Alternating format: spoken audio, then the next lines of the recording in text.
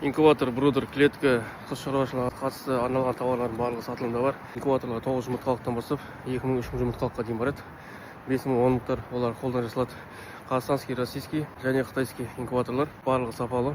9, 12, 24, 36, 48, 64, 77, 104, 128, 192, 256 кете береді. Жатталғамыз өзі.